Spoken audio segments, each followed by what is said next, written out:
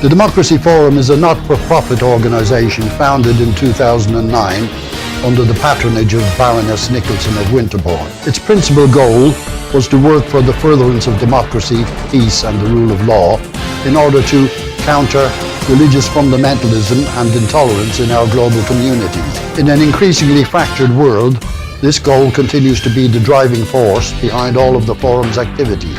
Lord Charles Bruce is the current president of the Forum. Since its inception, the Forum has hosted and co-hosted seminars on a wide variety of topics relating to democracy and human rights across the world. The Democracy Forum encourages academics, students, journalists and other socially and politically conscious people to attend our seminars and to participate in the question and answer session. Details are available on our website, thedemocracyforumlimited.com.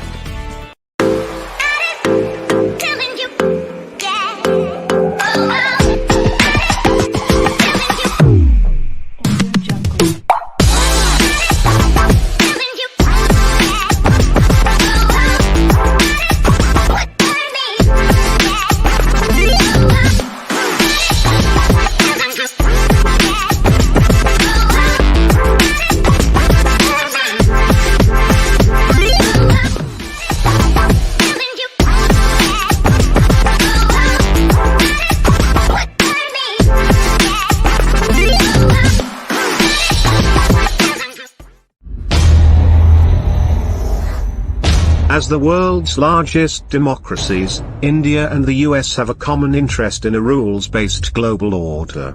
US-India ties have strengthened in recent years, largely due to their shared concerns over China's growing influence and non-democratic practices.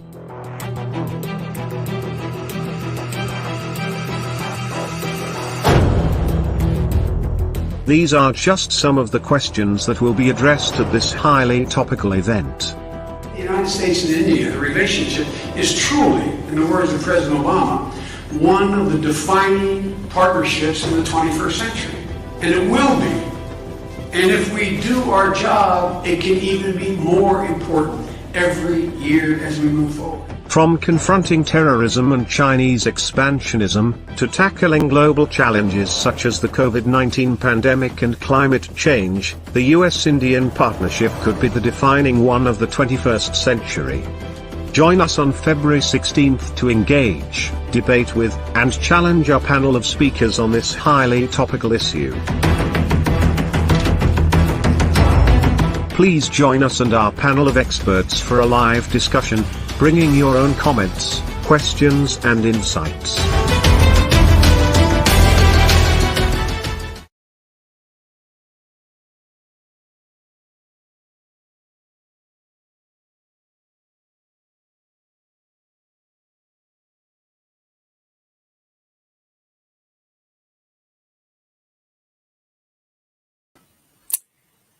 Hello, I'm Humphrey Hawksley, your host for this fascinating Democracy Forum debate on India, America, and much, much more. Thank you for being here. We have a great panel of experts with a superb spectrum of knowledge. Aaditya Dave, Matthew Henderson, Michael Kugelman, Viraj Solanki, Teresita Schaffer, and at the end, Barry Gardiner MP, a veteran of the bruising defeats and euphoric victories of democratic politics, summing up and telling us what he thinks about what we said. Before I turn to them, I want to give the screen to Democracy Forum President Lord Charles Bruce, who will lay out the canvas to our debate with his usual sharp observations and pointed arguments. Lord Bruce, the screen is yours. Thank you, Humphrey. Good afternoon, and welcome to this video-enhanced seminar hosted by the Democracy Forum, which we've been keenly awaiting, providing you with new insights and a fresh perspective on the strategic partnership between India and the United States. I'm delighted that so many people have decided to watch this event today, and I'm very grateful to all our panelists for agreeing to take part, and our moderator Humphrey Hawksley, who, as always, occupies the role of chairman so conscientiously on your behalf.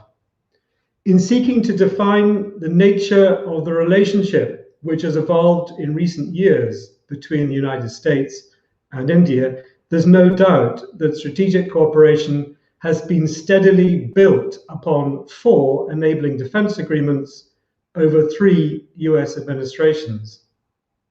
The most recent iteration of this process, the signing of the Basic Exchange and Cooperation Agreement last October, emerged as the third part of the US-India 2+2 dialogue. Indeed, logistically, there is growing evidence that American and Indian defense planning and procurement has reached new levels of integration. In 2016, India was declared a major defense partner, which was clearly explained at the time in the accompanying news release as a status unique to India. And in a recently published fact sheet, the US Bureau of Political Military Affairs estimates that between 2008 and 2020, total defense exports to India had amounted to over $20 billion. There's no indication that the Biden-Harris administration will alter the momentum of this relationship. The personal chemistry, which appeared to connect President Trump with Prime Minister Modi, has been replaced with a phenomenon that probably has never before happened in Washington, where an incoming administration, including the Vice President herself, now numbers over 20 senior personnel drawn from the Indian American diaspora. As a public servant with over 40 years of political experience, President Biden's connections with India reach back over 2 decades and predate the twin terms he served in the Obama administration as vice president. As a senator and later as chairman of the Senate Foreign Relations Committee, he was consistent in his support for India, often at critical moments. In 2001, he urged George W. Bush to rescind economic sanctions, which the United States was threatening to apply. In 2006, he announced his vision for the future of US-India relations, stating that my dream is that in 2020, the 2 closest nations in the world will be India and the United States. And in 2008, he voted in favor of the Civil Nuclear Agreement, which has become recognized as one of the most significant achievements ever in the history of US-Indian diplomacy. But in determining the parameters of America's engagement with India, it's worth remembering that there are several principles which are non-negotiable and which together define India's irreducible sense of its exceptionalism as an ancient civilization, that its primacy is respected within its immediate region, and that it must be allowed to chart its own global course, thus achieving strategic autonomy. A glimpse of President Biden's awareness of Indian sensitivities in this regard is contained in a speech which he gave at the Mumbai Stock Exchange in 2013, when he emphasized the need for parity in US-Indian relations. In fact, he told his audience emphatically, there is no contradiction between strategic autonomy and strategic partnership. I say it again, there is no contradiction between strategic autonomy and strategic partnership. So the question is, how will his administration seek to instrumentalize the partnership without compromising India's autonomy? There is no doubt that the United States, the strategic consequence of its Indian alliance, are extremely important, because India is essential to its hopes of counterbalancing China. A hint of the direction which this policy will follow appeared in the Biden-Harris election manifesto, clearly targeting the Asian diaspora in America. It pledged the administration to work with India to support a rules-based and stable Indo-Pacific region in which no country, including China, is able to threaten its neighbors with impunity. But in order to gain India's cooperation, President Biden must renew respect for US leadership in the face of China's regional ascendancy, while reinforcing shared values as the sure foundation of any future relationship.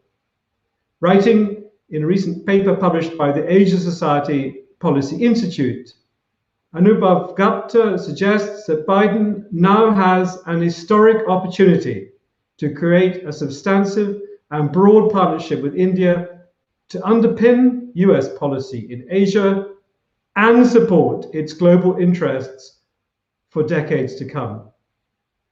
Well, I hope you enjoy listening to this webinar today, and please feel emboldened to raise your own points as the event unfolds. So much, Lord Bruce, that the depth of knowledge or experience that President Biden has with India and South Asia, and indeed the diaspora now sort of so prevalent within the current US administration. But the ambition that you set there, these words, partnership, alliance, we had a bit of a debate whether there was an alliance before we came on.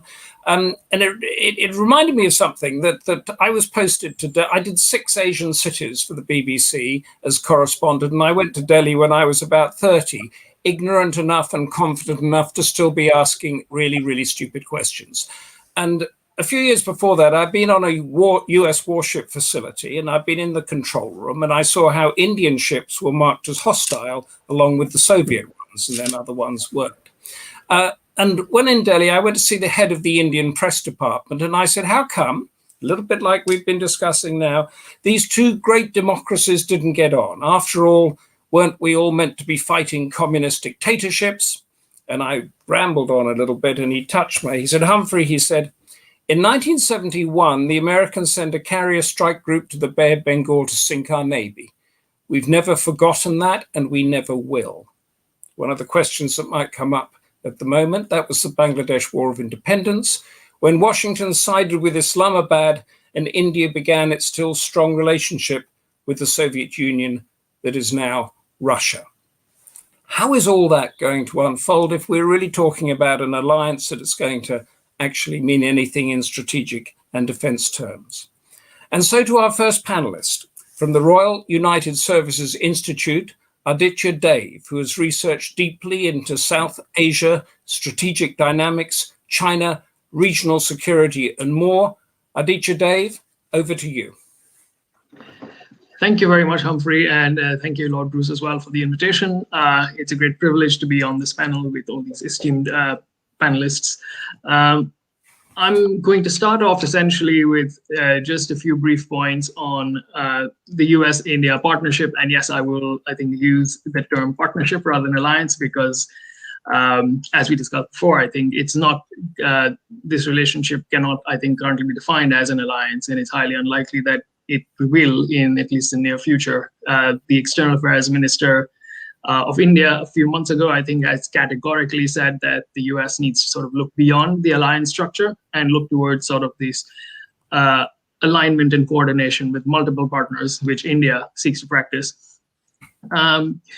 So I'm going to cover a few brief points on the US-India partnership in the sort of Indo-Pacific, which is sort of this emerging strategic concept, which covers the region from the Indian Ocean to Pacific Ocean, which has sort of come about in the last, approximately the last decade, in response to both emerging threats, emerging transnational threats in the region, but also quite sharply in response to the rise of Chinese influence in the region. So I'll briefly talk about how the rise of these threats have brought about a convergence between the United States and India in the region. And I will also then look at how the two countries interact when it comes to third countries and to multilaterals, and how there are a few tensions, particularly when it comes to discussions around values and being democracies.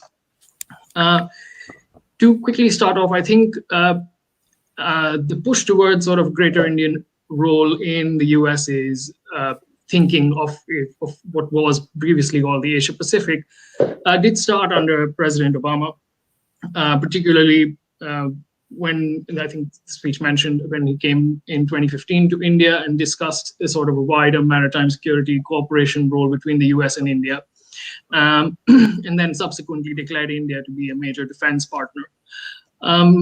And this obviously this continued under Trump. Indeed, the defense and security leg of this relationship strengthened significantly as the Trump administration clearly identified India as being a counterbalance against China in the Indo-Pacific, as was sort of revealed in the recently partially declassified National Security Council memo that came out just before the transition to the Biden presidency.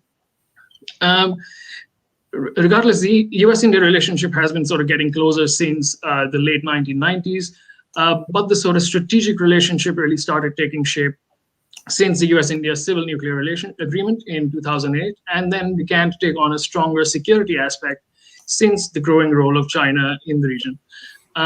And in particular, I think the point of shift emerges when President Xi Jinping comes into power and begins to implement the Belt and Road Initiative, which India has been sort of quite opposed to, especially and in particular in response to the China-Pakistan Economic Corridor, which has been noted as flagship corridor of the Belt and Road Initiative by both the Chinese and the Pakistanis, and which the Indians claim impinges on their sovereignty as it passes through Pakistan-administered Jammu and Kashmir. And this growing assertiveness of China, both through the Belt and Road Initiative within, especially South Asia, and through its sort of wider foreign policy, has led to Indian sort of hesitations about its relationship with China.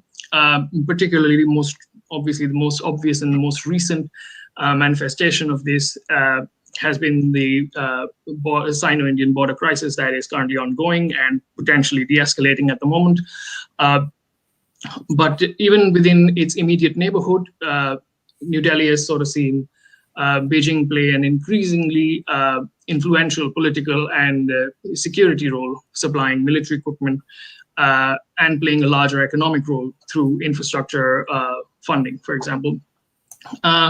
This provides an additional challenge to, I think, the point you mentioned, the point that Lord Bruce mentioned in his opening comments about India's idea about its primacy, particularly in its immediate neighborhood.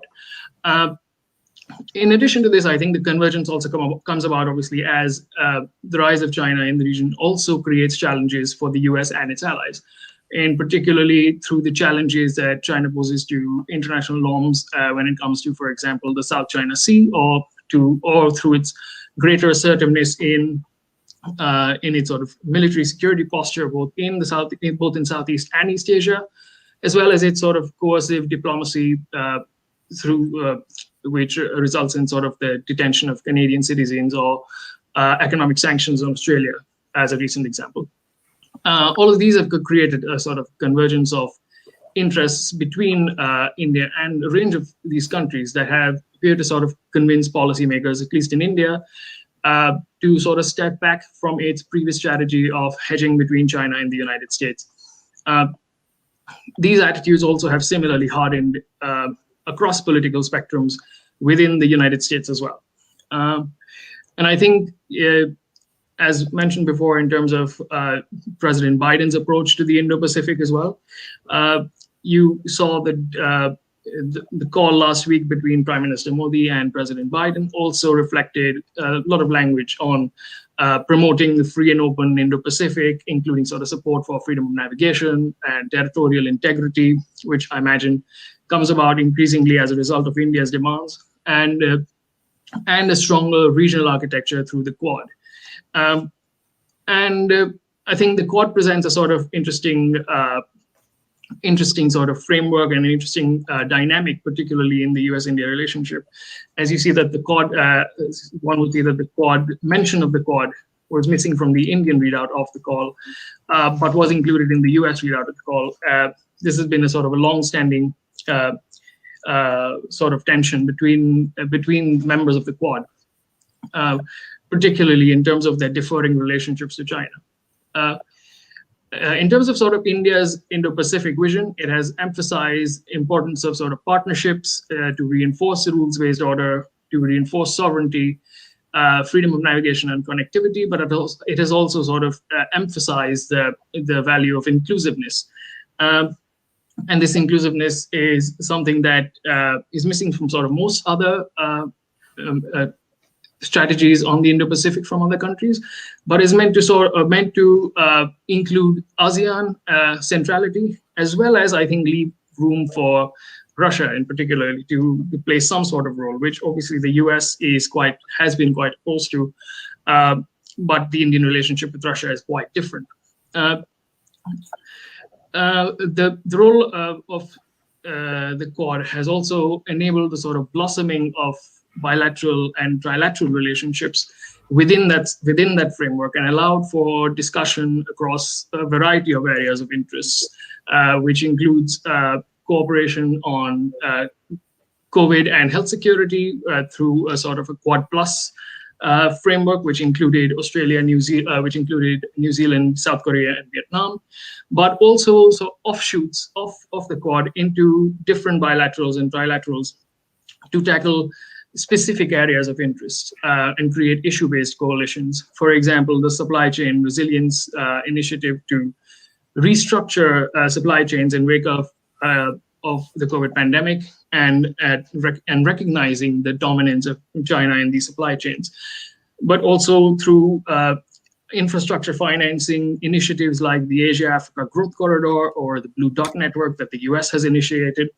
Although all of these initiatives currently are quite nascent, and I think quite dependent as well, particularly the Blue Dot Network, on what the Biden administration's priorities will be going forward.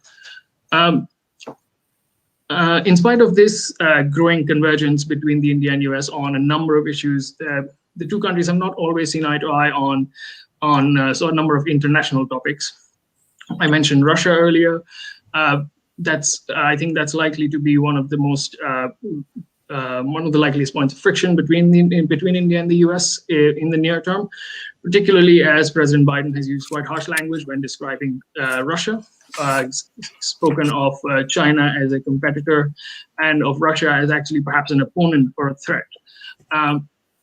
As I think you mentioned, Humphrey, quite aptly, the experience of India from 1971 is something that not many people have forgotten, and the fact is that had led to a proliferation of sort of Russian military equipment into India's armed forces, which continues to this day. The large majority of India's sort of fighter aircraft are of Russian origin, and Russia has been willing to share technology for India's nuclear submarines, when other countries have not, for example. And so that relationship is going to be quite difficult to extricate, and particularly in light of US attempts to sort of impose CAATSA sanctions, which it has done recently on Turkey. That might become a point of friction going forward if India is not given a waiver for those sanctions. Even in terms of the values and democracy question, I think there's been quite a bit of divergence between the two countries in that sense, especially when it comes to India's immediate neighborhood. The most recent example of that, I think, would be the response to the current coup in Myanmar. President Biden and the US have both come out quite strongly against particularly the detention of political leaders and the human rights abuses currently ongoing, whereas India has been, it's a little more circumspect in its language in that sense because of its deep sort of security relationship with the Myanmar army and its importance in that for that cooperation for security along its northeastern borders. Similarly, the two sides don't always agree on freedom of navigation operations. The US has, in fact, carried out freedom of navigation operations against India, where both sides don't necessarily agree on the sort of the 12 nautical mile distance within which free navigation should be allowed. And finally, I think I will mention sort of a couple of quite important things in the sense that in spite of India's current situation with China, India has been relatively silent on both the situation in Hong Kong and the crackdown in Hong Kong, as well as on the persecution of Uyghur Muslims in Xinjiang. India did not join the UN Security Council resolution a few months ago that condemned that persecution, and it has been a little, it has been sort of silent on these issues, recognizing its sort of pragmatic concerns in the sense that it has to have a relationship with China to resolve its own security and immediate concerns in that sense. And I will finally just end with a point on two sort of areas which highlight this dynamic of tension between India and the US in terms of its values. One is on, for example, Diego Garcia, where India has been quite vocal in the past on the importance of the principle of anti-colonialism and on returning the territory to Mauritius, for example. But from a strategic perspective, the US presence on Diego Garcia is extremely important and useful for India at the moment, especially as any sort of, first of all, there isn't a realistic possibility of the US vacating it, but if it does, it creates a large security vacuum that would be filled by another actor, possibly China. And that isn't sort of favorable for India in that sense. And finally is the point on, I think, as you mentioned, has been discussed several times before, is the point on sort of the internal human rights issues and the trajectory of the democracy within India at the moment. I think we'll probably discuss that later, so I won't go into details in that. But essentially, that creates a point of friction as well in terms of how this relationship progresses. I would argue, however, that India's internal democratic issues currently do not necessarily impinge on its relationship with Western democracies as much as it does on its relationship with its regional neighbors, which bear the immediate brunt of these policies. In that sense, I think these policies, in fact, have a negative effect on India's own regional primacy, rather than on its relationship with sort of countries further away. Especially because I think, just to end, that the relationship will primarily, the US-India relationship will primarily be based, I think, on sort of key factors such as the threats that both the US and India perceive from China and the role that they see the other playing in helping balance that threat, as well as on the sort of economic relationship. So I'll end with that. Thank you. Thank you so much. Don't go away, because I just want to, I was making notes whilst you said that, and I think you started off using this word point of friction, which sort of is rubbing each other up along the wrong way. And then as they sort of gathered, I wrote down deal breakers. So what I'd like to know from you, and I'd like anybody out there to ask a question and to challenge Aaditya, Dave, challenge any of us, put it in there and we'll feed it in. But what I'd like to ask here, if I could jump in, is there's a lot of talk about the Quad, the US, Japan, Australia, and they have very strong security ties, sort of unbreakable treaties and that sort of thing. And there are others. How far can India be part of that in percentage terms? 100% is that it's a locked in a sort of NATO type of agreement, and 0% is like it was, as I described, during the Cold War. Well, I mean, I would be extremely hesitant to put a percentage value on it, but I would just say that I think currently there's a recognition that I think India's sort of idea of strategic autonomy, or what currently the External Affairs Minister calls multi-alignment, is not necessarily being sort of maintaining a certain distance from one party or another. It's about, I think, in my opinion, looking at what India's interests are and then acting accordingly. And I think currently it seems to be that most of India's interests lie away from where China's interests lie. And in that sense, there is a clear convergence between all these countries, India, Japan, Australia, the US, I would add France, and increasingly the UK as well into that. Yeah. That there is an increasing sort of convergence of these interests, and these interests are different from what Chinese interests are. So now I think the question of sort of 5G, etc., all of this feeds into this question of security at the moment, where previously India had been quite happy to allow Huawei into its 5G trials. At the moment, it still hasn't officially said that it won't, but I would be extremely surprised if it does actually allow Huawei into these 5G trials. But if I could pin you down for, I mean, in the West and in the press and the people walking the streets, the very little they know about this, they think about the Quad, they think mini NATO, they think this is the democratic security pact that's going to protect Asia from the Chinese Communist Party. Is that ever going to be the case with India? No, I would be extremely surprised if that ever happened. I don't think India is looking for an alliance, a security alliance in that sense. I mean, I think there's no getting away for India from the fact that it shares a long disputed border with China, and that it needs to manage that border, and that it can't do so if it is openly and clearly in a security alliance against China, for example. It needs to balance its relationship with China and with Russia and with the US in equal ways for India's interest, doesn't it? Yes, exactly. So, I mean, whether it's in equal ways or not, I think depends on the circumstances at a particular time, but it definitely does need to do this sort of balancing act. For example, with Russia, it is in terms of this massive sort of defense equipment relationship.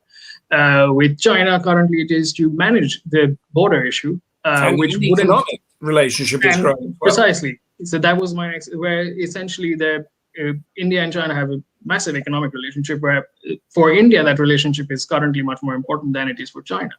And China has sort of large investments in a lot of its startups and a lot of its technology sector, which is important for India. Yes, the Indian government is attempting to find ways of diversifying these sources of investment, is attempting to close down certain avenues of Chinese investment, particularly in sort of areas that it sees as strategic or in government, for government contracts. But I think overall this is going to take some time. Yeah. And so I think that element of balancing is not going to go away for a while.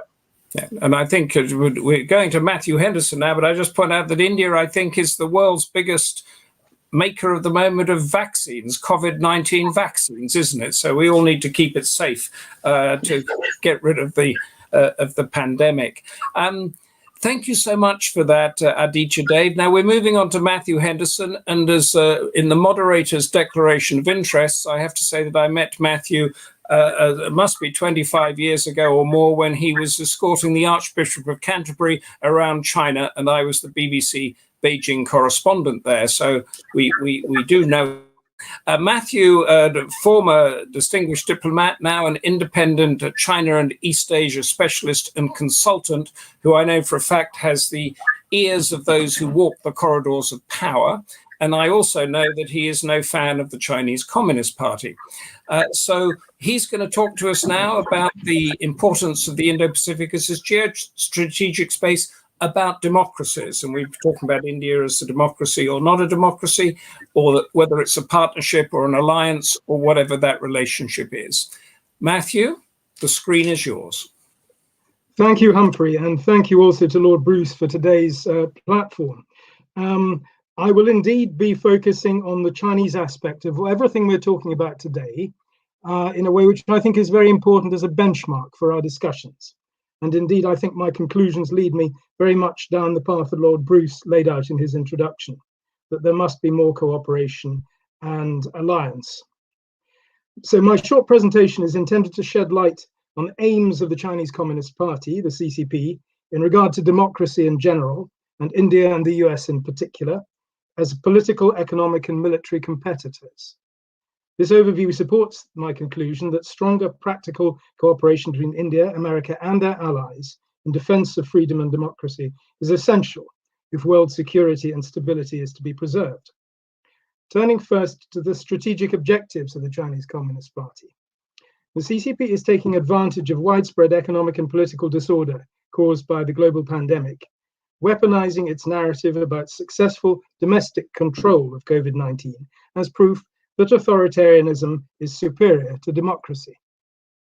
This challenge is part of what the Chinese People's Liberation Army, the PLA, has called unrestricted warfare, a single narrative linking the concurrent use of all forms of CCP power, from hard to sharp and soft, from overt to covert and clandestine, in a permanent struggle with rival political systems.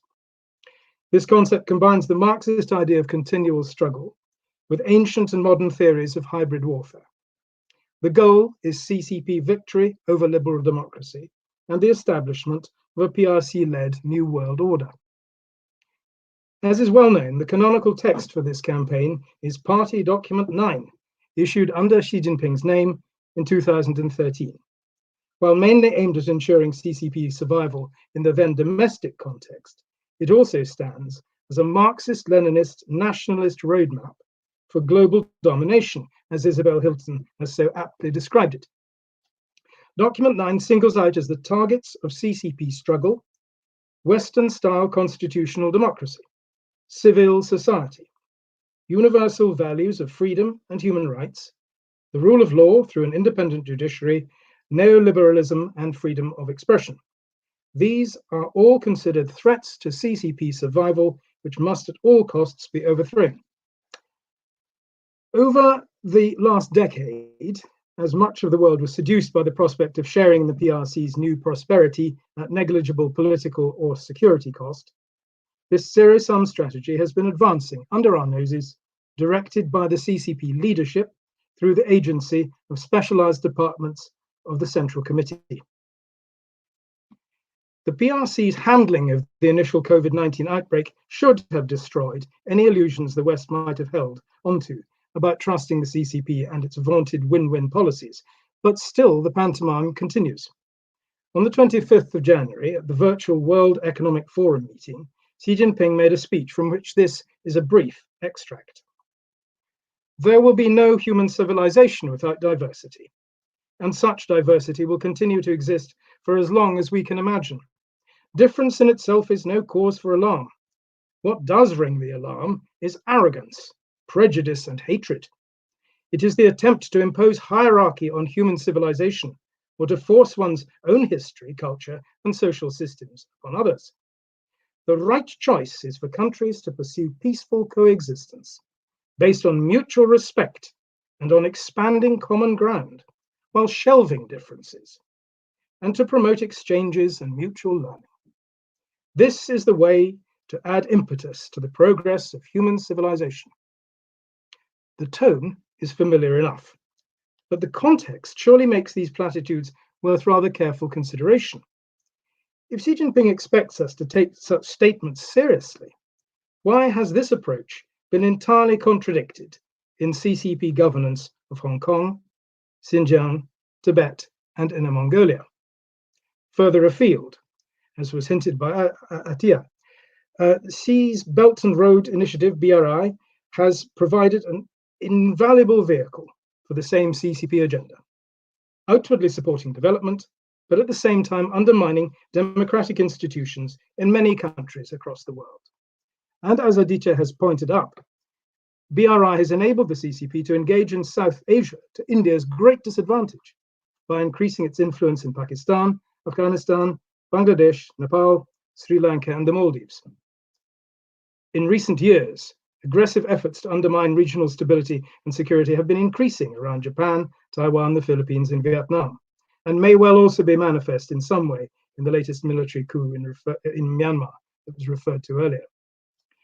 The security and stability of the Indo-Pacific and beyond now faces an urgent geostrategic threat from the PRC's revisionist expansionism. This threat is particularly focused on countries whose democratic ideals, capacity to compete with China, and international connections stand in the way of the CCP's strategic aims.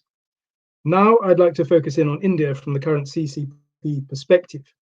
Mistrust and rivalry have been inherent in the CCP's relations with India throughout their 70-year history, manifest often as tensions on the border. India, after all, has since 1959 provided refuge to the world's single most influential symbol of resistance to the CCP, His Holiness the 14th Dalai Lama. This year, the CCP will celebrate its centenary. In the run-up to this event, deliberate steps have been taken to demonstrate new levels of PRC power in contested space, including along the border with India. The lethal violence that erupted in June last year was unlikely to have been a spontaneous conflagration. Rather, it can be assessed as designed to send various messages about India to audiences, both in the PRC and abroad. At home, media coverage will have shown how PRC wealth, power, and military superiority now enables China to take control of disputed territory in some of the most difficult militarized terrain in the world. To the PLA, it provides a chance to grandstand as the brave guardians of China's honor and territorial integrity. To India, a reminder of the armed might of rising China, which spends $260 billion a year on defense, very much more than even India, together with US assistance, can muster. And to provoke Indian political discord as to how to react given dependencies that has been referred to before around bilateral trade. And finally, a warning shot to the US and its partners not to expect the CCP to accept a strengthening Western-Indian strategic alliance lying down. The recent bilateral disengagement, welcome as it is in the Pangong-Tso area, does not in any sense diminish the significance of these messages. If anything, the timing, soon after President Biden's accession, represents the power to manipulate events on the ground to the CCP's supposed credit.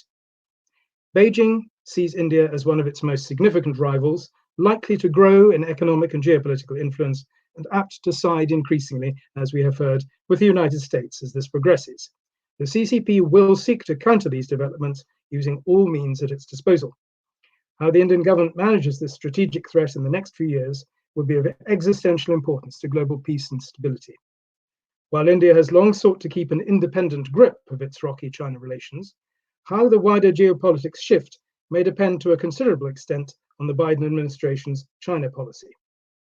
Here, I will focus briefly on the state of Sino-US relations from Beijing's perspective.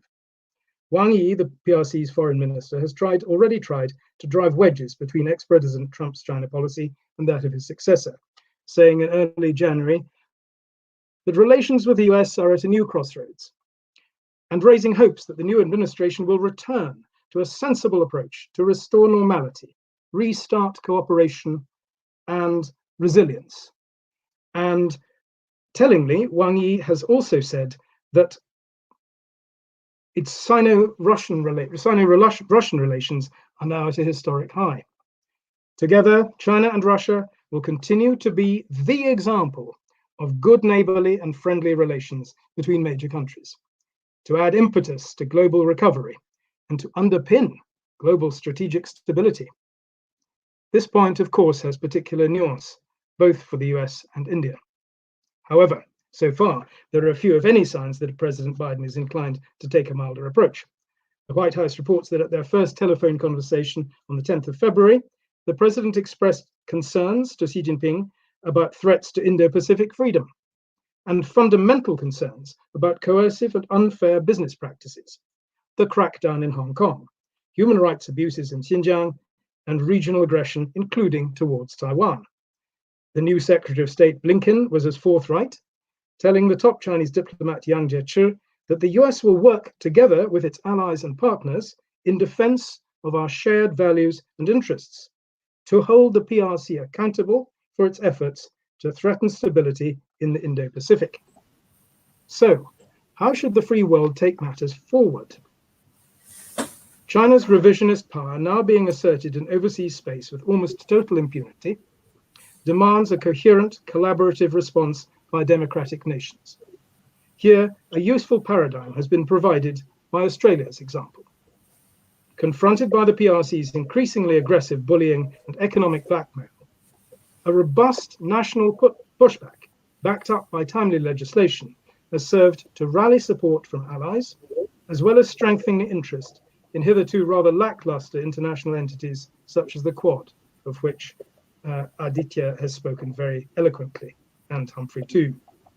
It has also re-energized Western debate about how to deter PRC revisionist expansion and threats to free navigation, while the CCP generally sets little store by multilateral institutions. Any grouping that marshals the combined economic, political, and military clout of the US, Japan, and Australia, and friends in defense of international law and values in some kind of practical parameters would be hard to ignore, hard for Beijing to ignore, as a balancing rather than a confrontational center of gravity.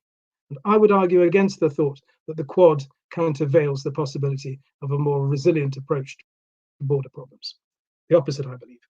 Finally, a brief comment on the importance of containing the damage to democracy caused by the proliferation of CCP surveillance technologies. As is well known, Huawei and associated tech companies have been at the cutting edge of CCP repression of ethnic and other groups in the PRC. The same products and uses have been central to CCP political agendas abroad, proliferated under BRI to regimes where democratic norms are poorly observed. Freedom House has monitored how the PRC has extended its influence in the former communist states of Central Asia and Eurasia by supplying surveillance technology to repressive regimes, willing to collaborate in various ways with the CCP, who then use this capability to undermine the rule of law, repress democratic opposition, and protect those who deny basic human rights and values. Essentially, the decision to install Huawei equipment in any entity offers a foothold in it for exploitation by the CCP, which will be carried out with relentless energy if it serves their purposes to do so.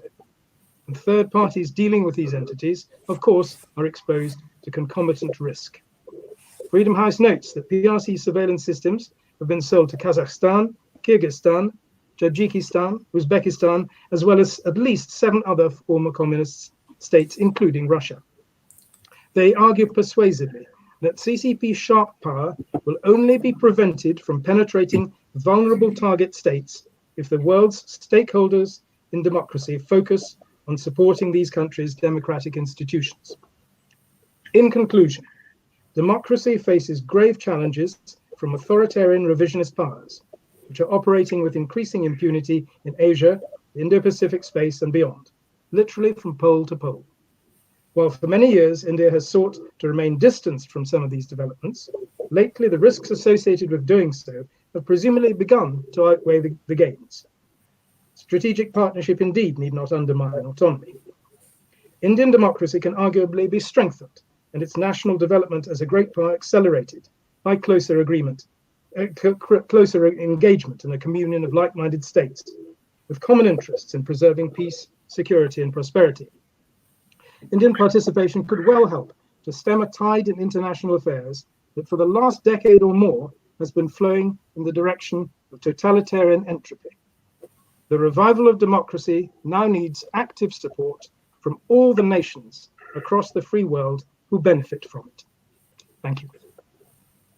Matthew, thank you. And thank you for the detail there of the Chinese Communist Party's intentions. Underpinning, I think, this trajectory that we've had over the past 15, 20 years, whereby it was thought that if there was engagement with China, it would evolve into a style of accountability and democracy and rule of law.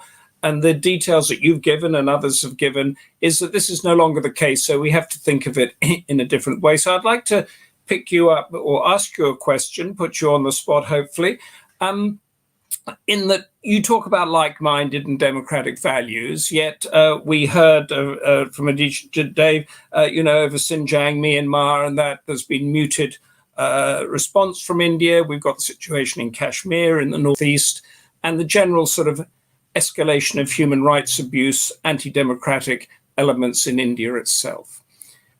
What percentage of Indian values do you think are in line with what we hear from Washington, and what percentage are in line with what we hear from Beijing? And I'm not talking about the anti-India stuff from Beijing, I'm talking about the way an Asian society develops. This is a very profound question, and I think it's one which can be answered from a number of different angles, which lead in entirely different directions.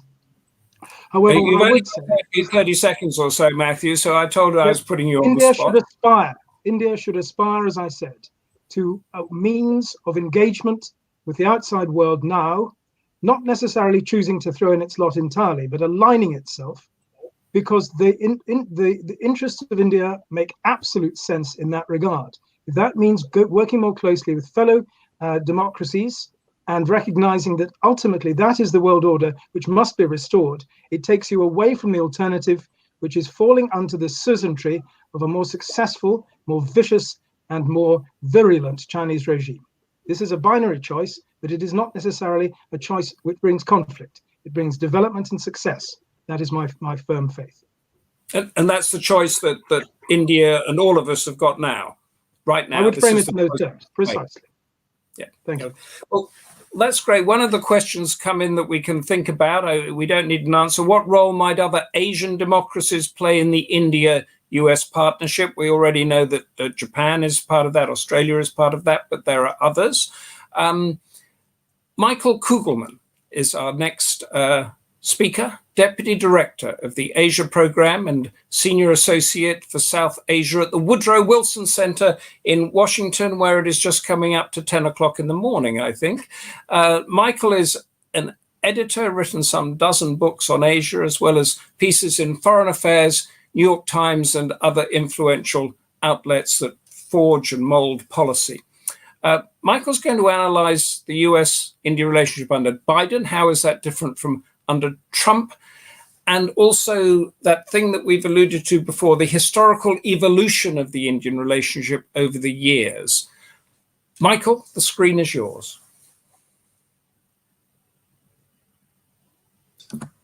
Do we Thank you very much.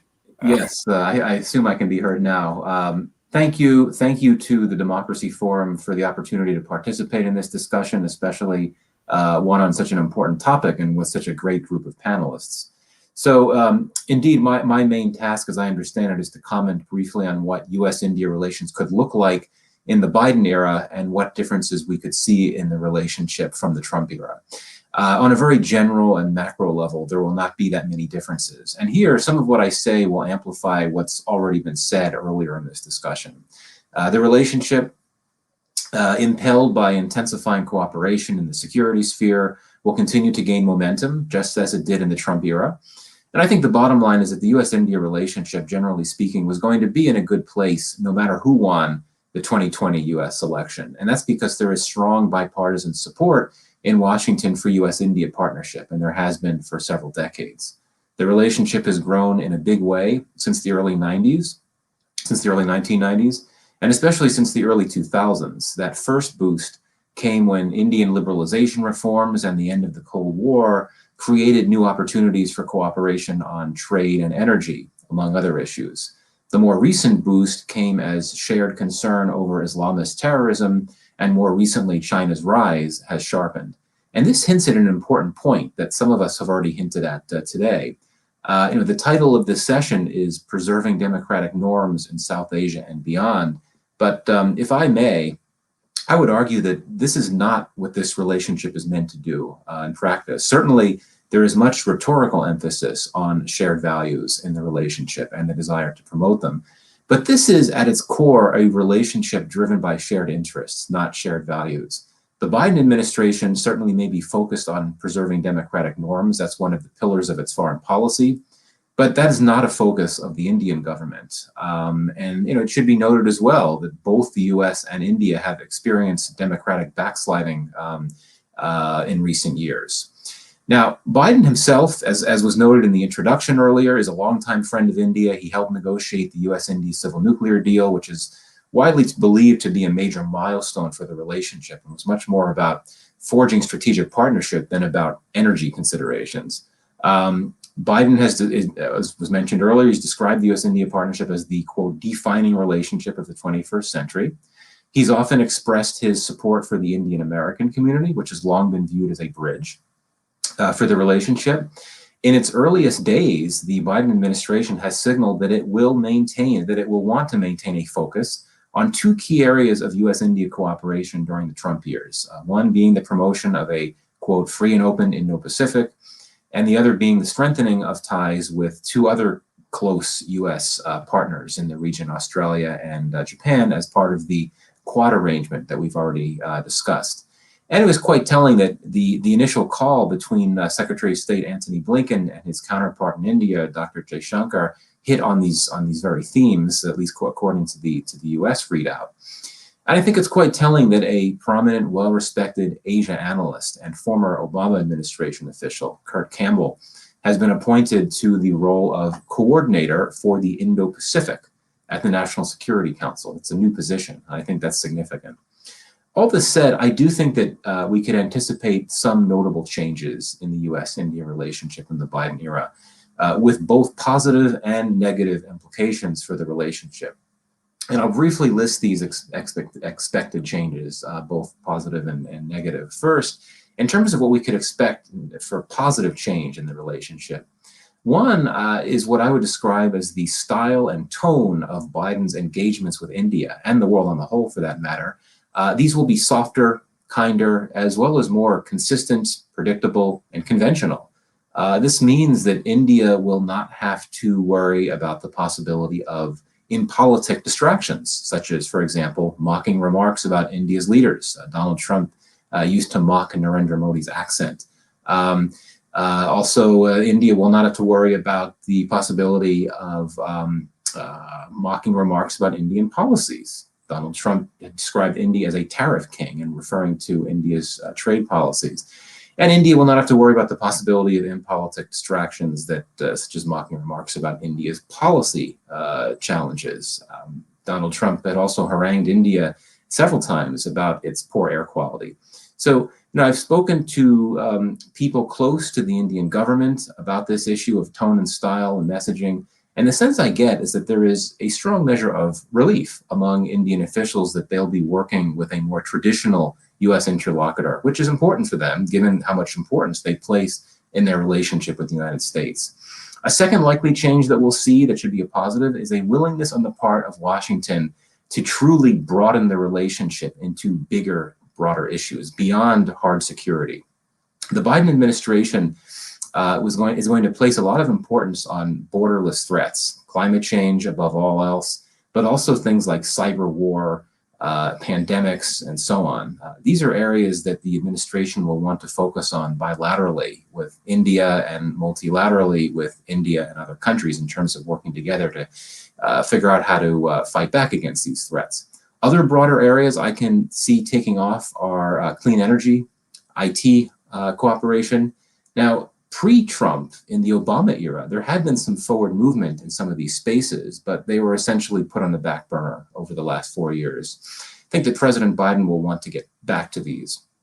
The new administration may well convene formal dialogues, strategic dialogues, type of thing that the Trump administration was not interested in doing, that focus on these issues. I can also see the Biden administration encouraging stepped-up exchanges on non-security issues on non-government levels, such as by supporting dialogues and exchanges between business communities and academia on these non-security topics. Now, on the subject of non-security cooperation, there will likely be an effort to get trade ties, which really struggled in the Trump era, though they've struggled at many times during the course of the U.S.-India relationship. There will be an effort to get those trade ties back on track. But I don't think we should overstate an improvement in trade ties. Biden is no pushover on free trade. He's indicated previously that he will not sign any new trade deals unless there are guarantees on labor and the environment. And he's also, let's emphasize here, he's going to be focused, at least initially, on nursing the U.S. economy back to health. And he is not about to sign pell-mell new trade deals that could be perceived to imperil U.S. jobs or U.S. workers. As for possible changes in the Biden era that could disadvantage the relationship, one of them I think gets to the heart of this discussion today on democracy, its role in the U.S.-India relationship. I do think that we can expect the Biden administration not to hold back as much as the Trump administration did when speaking publicly about issues of democracy in India. This is, as noted earlier, an administration that vows to make the strengthening of democracy a main pillar of its foreign policy. I don't wish to overstate this idea or this possibility of the Biden administration calling out India on democracy and rights issues. I do think that even an administration that plans to wear the democracy promotion label on its sleeve will be selective in terms of which countries it calls out and which ones it does not. India is perceived rightly to be a very important partner of the US. And so the administration, I think, will go relatively easy on it. It will not condemn India harshly in the way that it will definitely lambaste China or Saudi Arabia or Russia or other US rivals for their human rights violations. The Biden administration, like its predecessor, will not want to risk antagonizing such an important partner, and especially one that is known to be quite sensitive to criticism abroad about its internal affairs. And we've seen that just in recent weeks based on the reaction to these ongoing farmers' protests in India.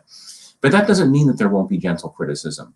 One of Biden's major concerns relates to internet bans and more broadly how technology and online tools are used in undemocratic ways. And there has been a fair amount of this in India in recent months. I could envision some narrowly focused public comments in the coming months that bring attention to the internet bans that have taken place in Kashmir until recently and elsewhere.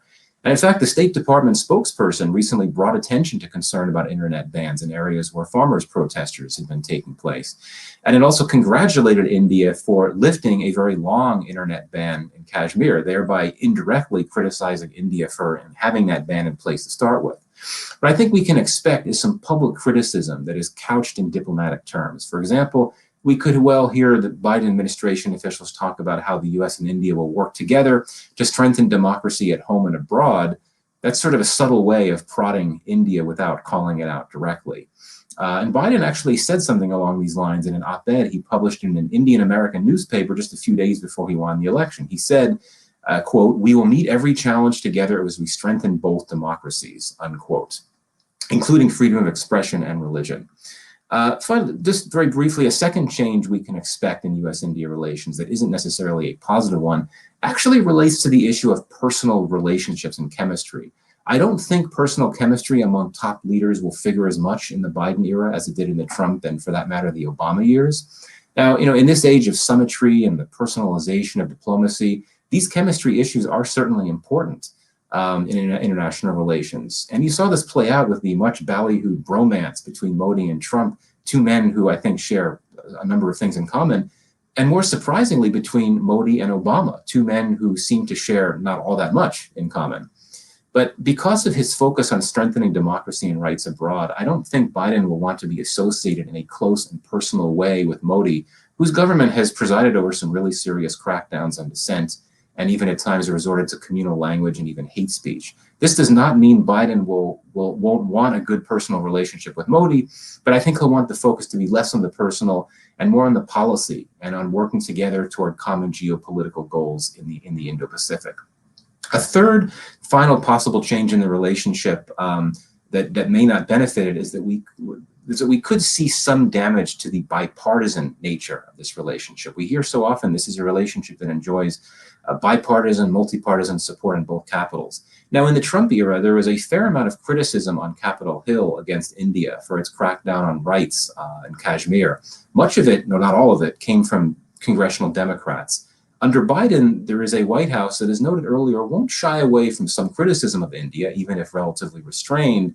And I think this could embolden Democrats on the Hill and prompt them to intensify their own criticism, especially if these crackdowns on dissent in India continue. And another factor that could perhaps compound this small but real partisan problem or potential partisan problem in the US-India relationship is that the Indian-American community, a bridge for the relationship, does show some signs of its own increasing partisanship and divisions. There's a fascinating new study out produced by Milan Vaishnav of the Carnegie Endowment and several other scholars that finds that Indian Americans are not as uniformly supportive of Modi as many may believe. And the study shows that it is typically Indian American Hindus that support Modi, while Indian American Muslims and Christians, there's less support for Modi. Last but not least, one more final potential change we could see in the US-India relationship under Biden that could cause a bit of trouble for the relationship might emerge from Biden's policies toward China and Russia. And this was sort of alluded to earlier. Biden, like Trump, will definitely view China as a strategic competitor and threat, but Biden has vowed to pursue cooperation with China in areas largely non-security spaces where it's possible. And an even modestly improved US-China relationship may present a complication for New Delhi, which has seen its relations with Beijing really plummet to their lowest point in decades and has taken an increasingly hard line on China through reducing its commercial ties and scaling down other cooperation. Russia, though, I think could pose an even bigger issue for US-India relations, given that US-Russia ties are likely to get worse in the Biden era. And I think that's because, in great part, many Democrats view Russia through a very bitter personal and emotional lens, as they believe that Moscow's election meddling helped propel Donald Trump to the presidency in 2016. India's longstanding friendship with Russia, I think, constitutes one of the very few entrenched tension points in US relations from a geopolitical perspective. I don't think this means we should expect the Biden administration to place sanctions on India for this S-400 deal between India and Russia. Can't be ruled out. I think it's unlikely. I think for this administration, it recognizes that it can't afford to sanction such a key partner, but that US-India-Russia triangle may grow just a bit more volatile. Now, all this, to conclude, all this said, I don't think we should overstate the negative impact that these potential changes could have on the U.S.-India relationship. The relationship is in a very good place. In fact, I'd argue it's likely never been stronger. And in the Biden era, I think such challenges can easily be weathered. The bottom line is that we can expect in the Biden era for the pattern of the last 30 years to continue to play out. The U.S.-India relationship will continue to grow in an exponential fashion, regardless of who's in charge in the White House. Certainly, there will be constraints from lingering tensions over trade issues to India's concerns about the U.S. relationship with Pakistan and Americans' concerns about the Indian relationship with Russia, to bigger and more strategic issues about New Delhi's continued unwillingness to join the alliance system favored by the U.S. But these constraints would be there no matter who's in the White House, and they won't impact the general positive trajectory of the relationship. So thank you. I'll end there. Michael, thank you very much for that. I've pointed, when you talked about the India-Russia-US relationship, I looked up to that point of friction, and we see that it's going to be quite big. I wonder if I could put a point to you from the Indian perspective. You talked about sort of, deepening the network, Biden moving in, deepening networks at many levels, but there is also a new mindset in Asia, isn't there? Not in India. That in 4 years' time, there might be another Trump-like figure in. So how much do we invest in these promises of partnership and alliances? And this is a view, in Japan and other places. Could you give us a perspective of that? Is there a sense in Delhi that, we'll do a little bit, but we never know what's going to happen in the next election, so we have to have a plan B? Yeah, well, certainly there's a recognition that because of his age, this could be a one-term presidency for Biden. But I think that in Delhi, and I would presume in other Asian capitals as well, the focus is more immediate term. The focus is more on, working with the fact that you now have a very different type of president in place. And certainly in India, the relationship is going to be okay no matter who won the presidency. But I think the focus is on the present, and I don't really think there's much long-term planning in the sense of looking to what could happen in 4 years. I think the focus is much more on the here and now, just because, New Delhi, there's a lot of immediate term objectives with moving this relationship forward. And I think the long-term thinking is going to wait. And is there a sort of a discussion in Delhi? Are there divided groups as to how much they should go with the US on this? The question that I asked earlier, how much they should invest in the Quad and that, and how much they should then perhaps invest in China and invest in Russia. Is there a split there?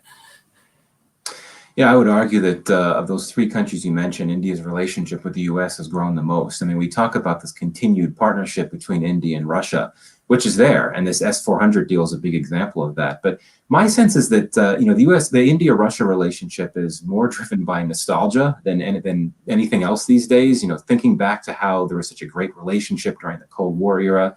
But I think the trajectory of India's relationship with the U.S. is much more positive than with Russia. China, of course, is a different story. The India-China relationship is in a bad place now. I do agree, though, that India does not want to push China away completely. It cannot afford to do that. And it looks at China as a rival very differently than it looks at Pakistan, its other main rival. Pakistan, of course, is less powerful than India in terms of conventional military power. That's not the case with China. So I do think that India will eventually, especially once emotions subside from what happened in Ladakh last summer, I think there will be a focus on trying to get the commercial partnership back on track and perhaps eventually to come back to the diplomacy. But certainly of those three countries, I think that there is an imbalance, that the India wants to have a strong partnership with the United States, certainly that falls short of alliance, but still one that could be seen as something as close as you can get to an alliance without it actually being a formal alliance. How you define that, I'll let the policymakers decide.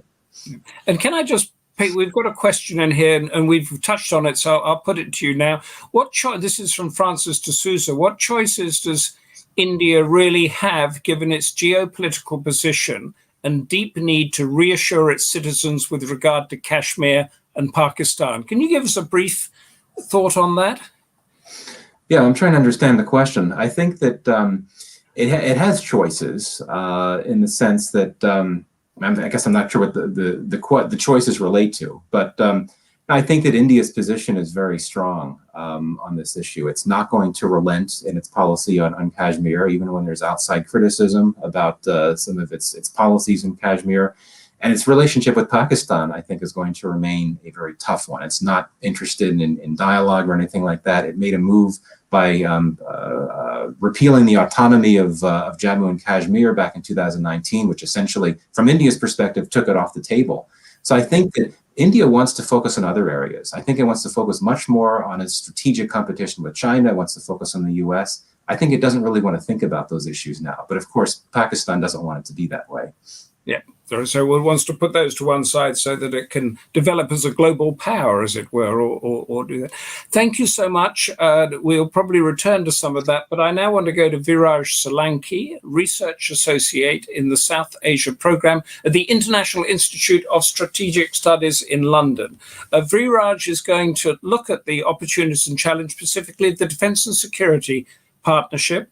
We're not calling it an alliance, and how it will impact on the wider region. Viraj Solanki, over to you. Thank you, Humphrey and Lord Bruce, for the opportunity to speak here today with such great panelists.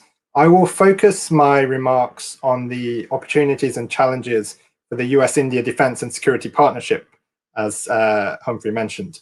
I'll make 3 points. Firstly, with India's increasing concern over China's growing presence in South Asia and the Indian Ocean, especially with the India-China tensions that increased significantly in 2020, and the US also seeking to counter China's growing level of global influence, India and the US have reached an increasing level of strategic convergence on the need to counter China's role in the Indo-Pacific region. And this is most apparent in the area of defense and security, and strengthened significantly under the governments of Narendra Modi and the previous Donald Trump administration in the US. Between 2008 and 2020, India ordered 7 different major US military platforms, including attack helicopters and anti-submarine warfare aircraft. The US is India's second largest source of arms after Russia, with US-India defense trade increasing significantly from $200 million in 2000 to over $21 billion in 2020. Key factors in this growth, as Lord Bruce mentioned in his initial remarks, were US recognition of India as a major defense partner in 2016 and the signing of 4 defense cooperation agreements between 2016 and 2020. The growing US-India defense and security convergence has expanded both bilaterally and multilaterally. India and the US have established a 2+2 foreign and defense ministers dialogue, and the first India-US tri-service, so Army, Air Force, and Navy military exercise took place in 2019. In the wider Indo-Pacific, as has been discussed by my previous panelists, India and the US form half of the Quad dialogue along with Japan and Australia. And notably in January 2020, the US and Australia expanded their geographical definitions of the Indo-Pacific to match those of India and Japan, so that the Indo-Pacific region stretches, as India is termed, from the shores of Africa to the Americas. And this follows upgraded both India, US, Japan trilateral dialogues and upgraded Quad dialogues. Following the resumption of the Quad in November 2017, the grouping has held 2 foreign minister level meetings and 7 foreign ministry level senior official meetings. And notably in November 2020, Australia participated in the 2020 edition of the Malabar series of naval exercises alongside the other 3 Quad countries. This was the first time that the Australian Navy had participated in the exercise since 2007. And Australia joining this exercise followed the increase in India-China tensions, which heightened in mid-2020. Increased US defense and security cooperation was best, I think, highlighted in the January 2021 declassified US Indo-Pacific strategy released by the Trump administration. And significantly, this document noted the US's aim that India's preferred partner on security issues is the US, and the two cooperate to counter Chinese influence, with the US offering support to India through diplomatic, military, and intelligence channels. And now, building upon the foundation developed by the Trump administration and previous administrations, and as my second point, I think there are significant opportunities for India and the US to enhance their own defense and security cooperation under the Biden administration. And although I think it's important to note that India and South Asia, beyond perhaps Afghanistan, are not priorities for the Biden administration. President Biden's primary focus will include health, climate change, and domestic US policy, including on the economy. And in his major foreign policy speech on the 4th of February, President Biden did not mention India, the Indo-Pacific, or the Quad. And as we've discussed previously, India is not a formal treaty ally of the US. However, following President Biden's inauguration, Biden and Indian Prime Minister Narendra Modi have spoken once, as have the Indian and US defense ministers and national security advisors, while the foreign ministers of the two countries have spoken twice.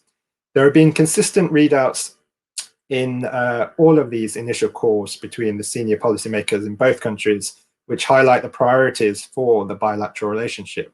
These include the two countries working together to combat challenges, including climate change and the recovery from COVID-19. Defense and security cooperation has also been highlighted as a priority in the wider US-India relationship. For example, the readouts of the Biden-Modi initial phone call noted that the leaders agreed to continuing close cooperation to promote a free and open Indo-Pacific and also a stronger regional architecture through the Quad. The two countries have also discussed cooperation in counterterrorism, maritime security, and cybersecurity. Notably, US National Security Advisor Jake Sullivan has also recently emphasized in a speech that he says the US wants to carry forward and build on the Quad format, which he believes is a fundamental foundation upon which to build substantial American policy in the Indo-Pacific region. Subsequently, following Biden's inauguration, India and the US have also engaged in practical cooperation, highlighting the continued momentum in the bilateral defense and security relationship. This includes a US Air Force bomber landing in India earlier this month for a defense trade show, which was the first time a US Air Force bomber has landed in India since 1945. The two countries are currently holding an India-US Army exercise in Rajasthan, and the Quad countries, along with Canada, held an anti-submarine warfare exercise in January. Beyond this, there are opportunities to further enhance this bilateral defense and security relationship. This includes additional Indian procurement of US military equipment and to increase intelligence cooperation between the two countries. For example, the US provided diplomatic, military, and intelligence support to India during the India-China border crisis, which heightened last year. And to address its capacity constraints in relation to China, India will likely engage in more issue-based partnerships and enhance defense and security links with partner countries, including the US. And with India having realized it can no longer be a net security provider by itself in the Indian Ocean, India is focusing on seeking preferred partnerships based on mutual collaboration. Therefore, as South Asia is not a priority operational theater for the US, and especially the US Defense Department, India and the US could engage in burden sharing to ensure effective uses of resources, both in the Indian Ocean and in the wider Indo-Pacific region. There are also opportunities for India and the US to expand cooperation in the Quad grouping, including on maritime security issues, for example, through meetings of defense officials of the four countries of the Quad. Although questions remain whether India will agree to participate in a leader-level meeting of the Quad group, as has been recently reported. However, despite the opportunities, and as my third point, challenges remain, which means that India and the US will need to work hard to maintain and strengthen the bilateral defense and security relationship going forward. A potential challenge in the defense and security relationship could arise from India's October 2018 deal with Russia, as Michael previously alluded to, for 5 regiments of the S-400 surface-to-air missile system for the Indian Air Force. This has led to the threat of US sanctions, but irrespective of this, India has continued with the Russian deal, with deliveries scheduled from late 2021. Russia is India's dominant but declining source of arms supplies. However, the US government views India's procurements from Russia as impacting technology transfer between Indian and US defense systems. I think India remains hopeful that it will get a national security waiver from the Biden administration. However, if India was to not get a waiver for its S-400 purchase, it would be a setback to the India-US defense relationship and raise concerns in India that the US is not a reliable defense supplier, with India not willing to give up its autonomy from where it procures defense equipment. But it also remains to be seen what impact US-Russia tensions have on India-Russia relations, and notably India's Foreign Secretary Harsh Shringla is visiting Moscow for a 2-day visit from tomorrow. Additionally, following Prime Minister Modi's articulation of India's vision of the Indo-Pacific at the IISS Shangri-La Dialogue in 2018, India will closely watch the Biden administration's Indo-Pacific policy, and particularly how the US-China relationship evolves under the Biden administration. India will also watch the Biden administration's policies towards Pakistan and Afghanistan closely, with the US approach to Afghanistan and the US-Taliban February 2020 agreement currently under review in the US. Other potential challenges include the Biden administration's focus on democracy and human rights as part of the diplomatic agenda of the new administration. Or I think any challenges that arise are unlikely to overshadow the growing India-US relationship. In conclusion, I think with India not a priority, immediate priority for the Biden administration, the two countries will need to work hard to and build on the convergences in the India-US relationship, which includes defense and security cooperation, whilst also being realistic of the two sides' constraints in the relationship. Thank you.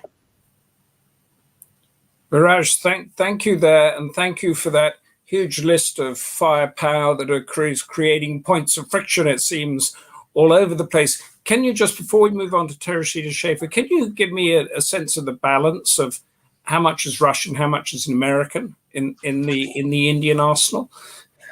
So in the Indian arsenal at the moment, in terms of Russian equipment, Russia has traditionally been India's primary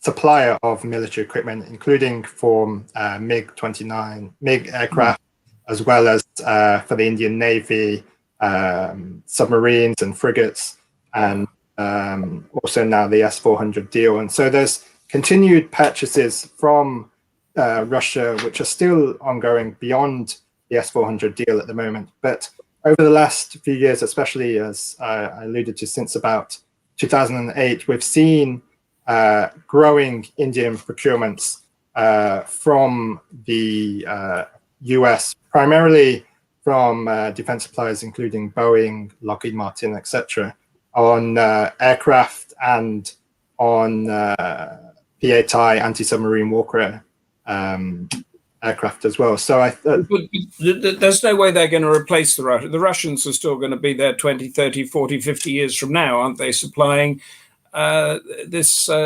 equipment?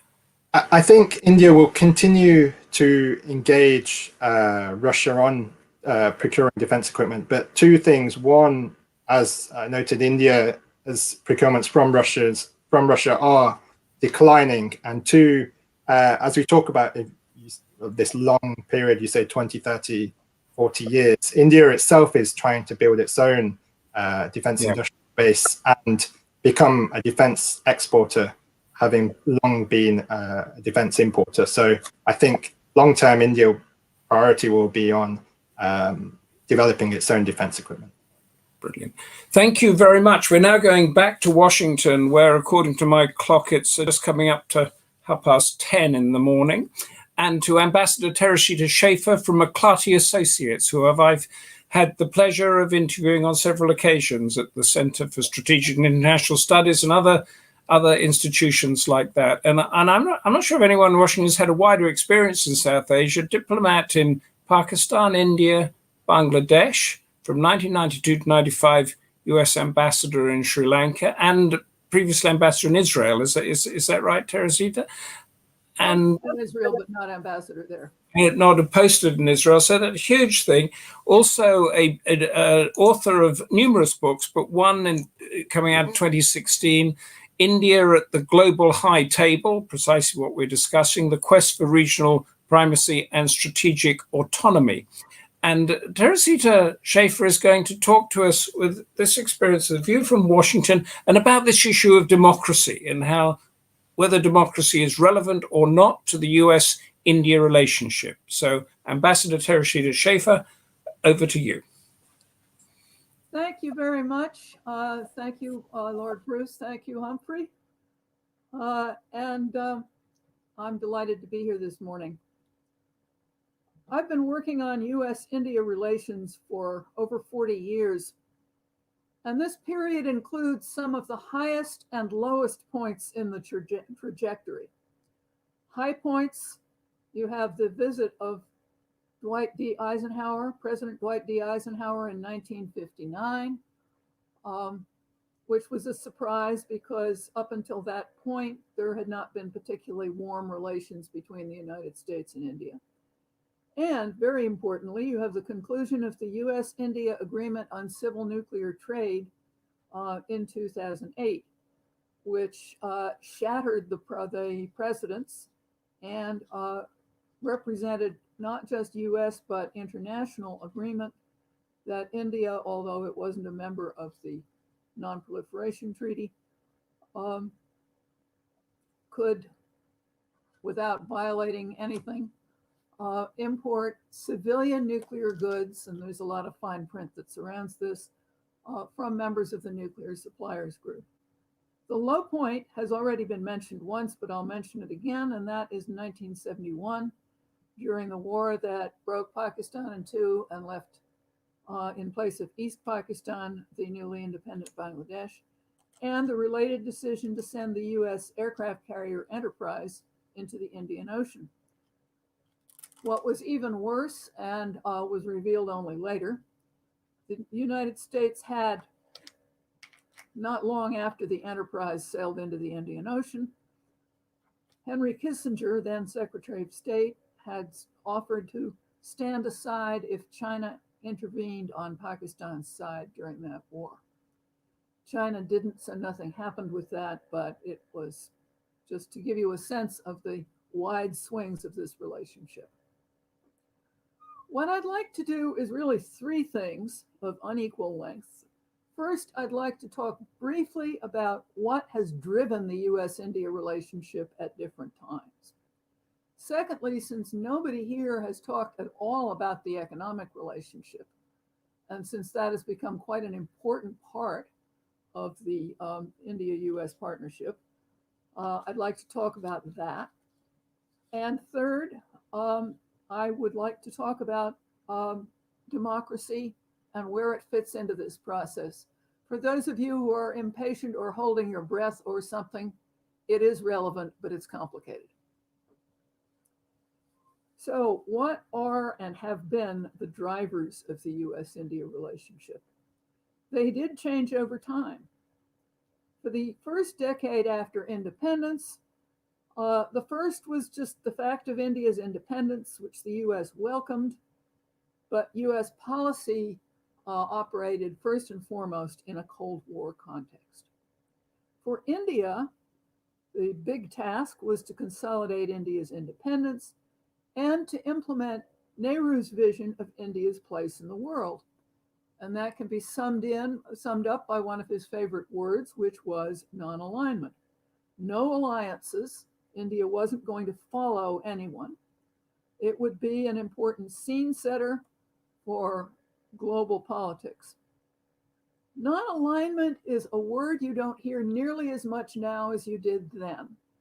It's been somewhat superseded by the phrase strategic autonomy, which I'll come back to later. But this idea of India as one of the movers and shakers in the global politics is still a very important scene setter for Indian foreign policy. Another important driver was the fact that, particularly up until the late 1950s, but really much longer than that, India's relations with the Soviet Union were much closer than they were with the United States. From the late 1950s onward, the Cold War was still going on. New issues became important. One was India's weak economy and the fact that the United States had become a significant aid donor. It had as an objective to build up the economies of the developing countries, and they saw this as an element in the competition, in the Cold War competition for supporters between the Soviet Union and the United States. The Cold War alliances were still important. There were 2 wars between India and Pakistan during this period, and then the third war was the one we've already mentioned in 1971. Pakistan had in fact joined one of the US alliance systems. India wanted no part of it and took this as in effect, declaration of US hostility. 1971 was interesting, however, because India signed a big security agreement with Russia at this time, one which was, I would say, quietly criticized in foreign policy elites as being a deviation from non-alignment. After the 1980s, things started to shift. And there are 2 big challenges that wound up, to a much greater extent, driving the US-India relationship.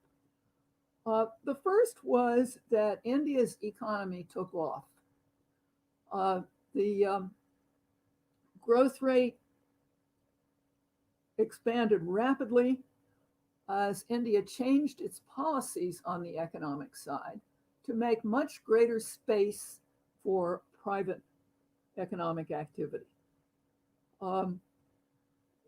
They opened up their market. It was still considered one of the most restricted markets in the world, but as we used to say in the Foreign Service, you should have seen the first draft.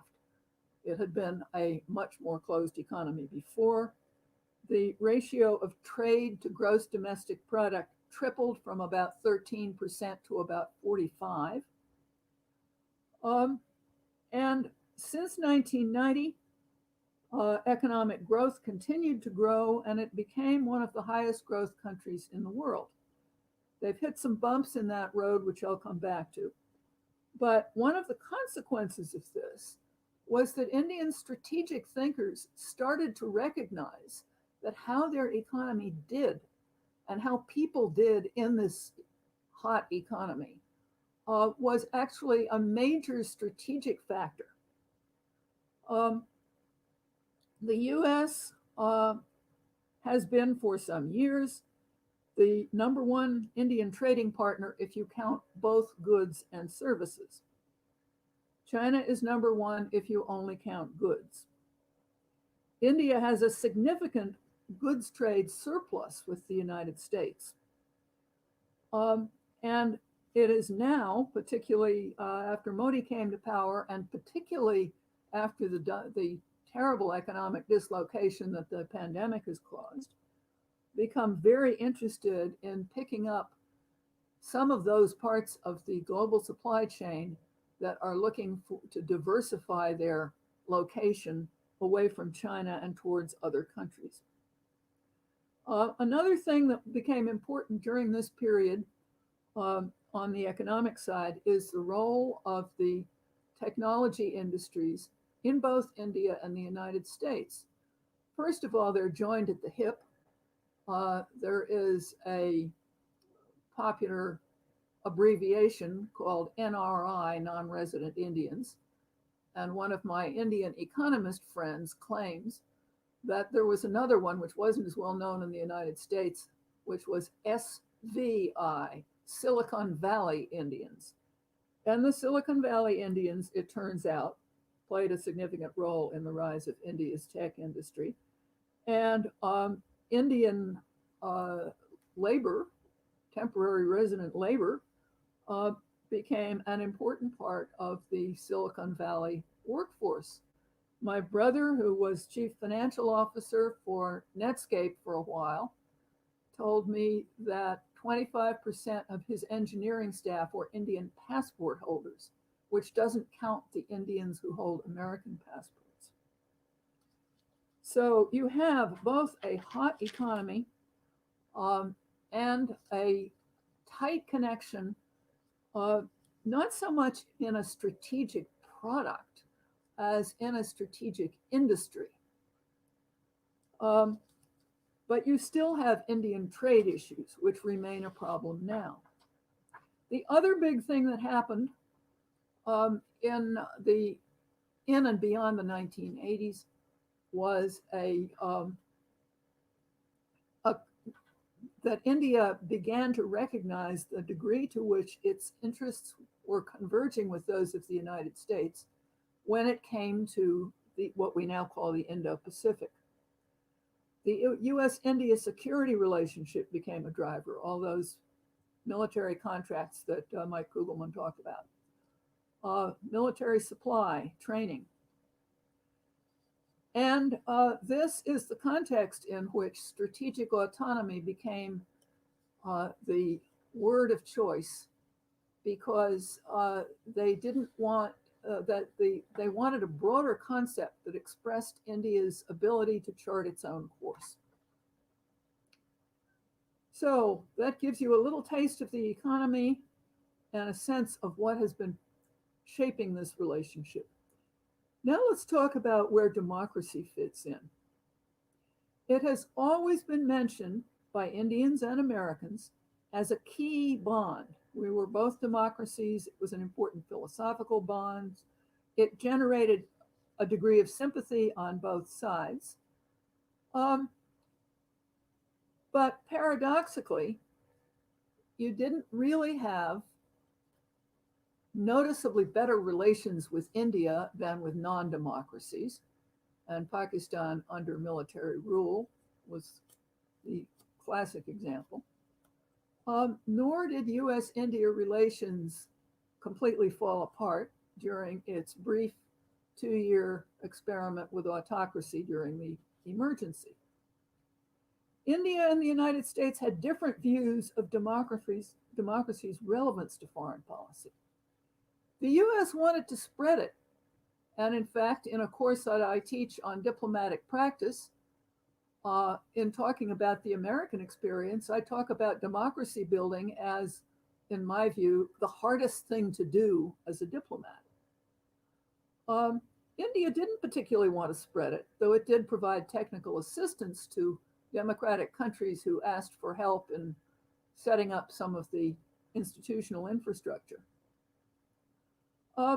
India did join the Community of Democracies in 2000, but it was reluctant. It seemed too much like a US enterprise, which was actually correct. The Democracy Forum may know more about this than I do, but my sense is it didn't really take off. And then there's the broader impact of democracy on foreign policy. Foreign policy doesn't win elections. It can lose them. And politicians in both countries are constituency driven. From that point of view, economic and trade issues are, in both countries, both domestic and foreign. So here you come to another paradox. Democracy has been a complicating factor in managing the relationship. Issues that are politically hot buttons for one country tend to arouse a very different public reaction in the other country. For example, Pakistan. In the 1950s and 60s particularly, it was allied with the United States, and it was the big rival in India. This issue has resonance not just in foreign policy elites, but in the broader voting public. And one of the important facts here is that in India, the poorer socioeconomic categories tend to vote in larger percentages than the richer ones do. Second example, India's ties with the Soviet Union. Now, this was something that people muttered about rather than really debating in the early days. And India's ties with Russia have become less of a problem between India and the United States since the breakup of the USSR and the end of the Cold War. But as a couple of previous speakers have mentioned, it still pops up from time to time. The importance of certain high-tech military supply. I think the US, from a policy point of view, isn't particularly upset by the technologically uninteresting aspects of Soviet military sales to India. But the S-400 system certainly got people's attention. Third example, Iran. India wants to maintain decent relations, and Iran is an important supplier of oil to an energy-short India. The US has huge differences with Iran, as I'm sure you're all painfully aware, and has been mobilizing or sanctioning other countries to increase the pressure on Iran. Fourth example, Myanmar. Before the pro-democratic movement in Myanmar, India wasn't particularly interested in beating the drum for Aung San Suu Kyi, which is more or less how it presented itself. And I always wondered why, until somebody told me that contrary to the usual official talking point, the real issue was that they were trying to, and eventually succeeded in, working out a deal whereby the Myanmar government would clamp down on anti-India dissident or rebel groups who were disturbing the Indian Northeast, which is a perennial trouble spot. Something of the same is going on now with Myanmar having kicked out Aung San Suu Kyi. And of course, trade problems are still with us. India and the US didn't really have a common global threat perception until quite recently, and that centers on China. Often close relationships start with this, but the US-India one wasn't close at the start and didn't start that way. It's often complained that the US is accustomed to dealing with great power peers and everybody else is much smaller, or is a problem. India was unavailable for one of those roles and uncomfortable with the other two. I could go on with some of the things that are would have been expected to be connections and ultimately weren't.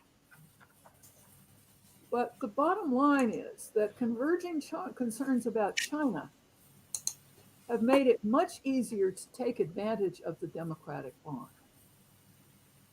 And what I would say in closing is that this is a high maintenance relationship, and it always will be.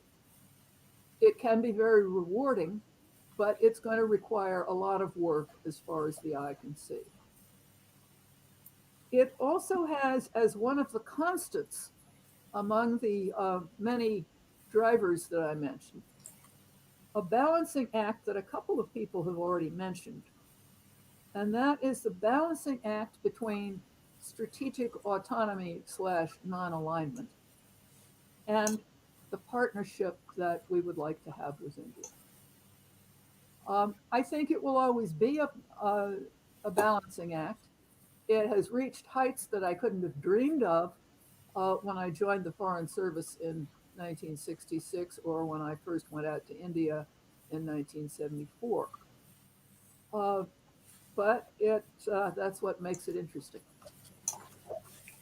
Thank you so much. There's been a couple of questions in about Myanmar that I think you answered, but I'm going to repeat them anyway. No need to say anything because we're running short of time. Will the military coup in Myanmar, this is from the Raj Pablo, bring India and the US closer together in terms of defending and upholding democratic values? And another one, as I scroll down here, is the imposition of sanctions on Myanmar's military officers enough to ensure the return of Asians Nelson Mandela, that must be a reference to Aung San Suu Kyi, to power in Myanmar, and will China not take advantage of this in the US action? Teresita, just in one word, literally, because we're way out of time here, will it bring India and the US closer together, or is it irrelevant? Not much. The answer to will it bring back Aung San Suu Kyi is probably not. Okay, and there's one from David Howell that I'd like to throw open to everybody in the order that you spoke, and just a 15-second answer. But it's an interesting question. From David Howell. In a networked world, is it right to think any more about hegemons and spheres of influence? In the digital age, are not more and more countries, India included, reluctant to be client states of either Washington or Beijing? Is there a mindset like that? Aaditya, Dave, can you kick that off, and then we'll go round before closing? Okay, thank you, Humphrey. Hopefully I have actually understood the question properly, but to respond, I mean, I think not many countries are ever open or excited about being sort of client states of other countries. But I think the reality at certain points is that certain countries are a lot more powerful and wield a lot more influence in that sense. I think the current debate around the Indo-Pacific is one which sort of brings this question out quite a bit, especially because countries now have a choice much more than they did in the past. And it's more about whether it's the US or India, for example, trying to compete with China in the Indo-Pacific. It's about presenting an alternative rather than trying to sort of convince countries not to be a client state. Presenting an alternative, not a hegemon or client state. Matthew, given your view of China and democracies, will the networked world help make that less polarized? I agree with Aaditya completely.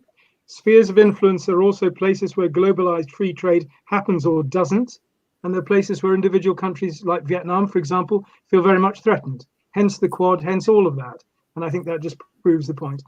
Spheres of influence are things that have the local states, but also the extra regional states working together to protect themselves. This is very positive. It's not the same as being a client. It means being a partner. Viraj, Solanki, is a sphere of influence a good thing, or does it make you a client or vassal state? I think I agree with both what and Matthew have discussed. And I think spheres of influence there can be people can engage. So, for example, India can engage closely with the US on an issue basis without being seen as a client state of Washington or. So this is a different situation because there was a lot of talk about the Cold War.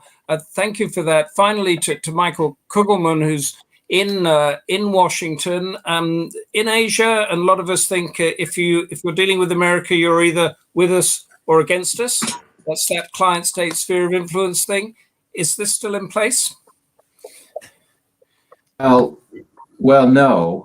Well, I mean, it's hard to say. I mean, the Biden administration has claimed that it wants to make the world order a lot more multilateral and a lot more cooperative, drawing a contrast with how things were during the Trump administration. Though certainly the U.S.-China strategic competition that has defined the world order and international relations for so long, that will continue, and it will play out along digital lines as well. I mean, I think one of the Biden administration's main criticisms of China is how it deploys technology in undemocratic ways. So I think that the digital era will play right into this strategic competition, to put it bluntly. So the digital element is very relevant, but it's not necessarily going to change the balance of power and the strategic dynamics. And now to sum up and tell us all whether we've been talking sense or nonsense is Barry Gardiner, politician, MP, a veteran of the wars of democratic politics, but most importantly, he's the chair of the Democracy Forum. And Barry, you're going to tell us all what we've been saying, and the screen is yours. Humphrey, thank you for those terrifying words. The screen is yours. Can I start by saying how I thought Lord Bruce's introduction really set the tone and the parameters of our debate. And the focus that he gave on India's regional primacy, yet global independence. And it set me thinking that if one looks at America through that prism, are we seeing America as somebody who takes that phrase and mutates it to USA's global primacy and need for regional interdependence? And the way in which all of our speakers, it seems to me, have alluded to but slid by the question that was at the top of our title, preserving democratic norms. We've talked so much about strategic partnerships. I thought Frances de Souza's comment when she asked the question, if I can pin it down, about how India's geopolitical position, Kashmir and Pakistan, played into this. And of course, it found echoes in a number of our contributors, but particularly in what Teresita Schaffer was saying about, I think she didn't use the word Nietzschean perspectives, but I think she did use the word perspectives. The differing perspectives that India and the US have on key relationships. And again, she didn't use the phrase, but the whole principle of my enemy's enemy is my friend and my friend's enemy is my enemy. The way in which the historic alliance that the US chose to make with Pakistan against Russia through Afghanistan meant it was very difficult for the US to see India as a potential partner. And that's a huge change that many of our speakers have talked about having occurred over the past 30 years, 40 years.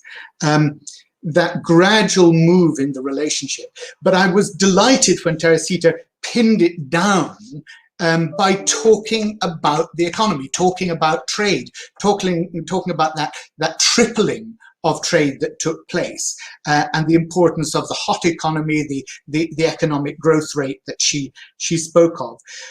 Because that has fundamentally altered the view that the whole world, I think, has of India.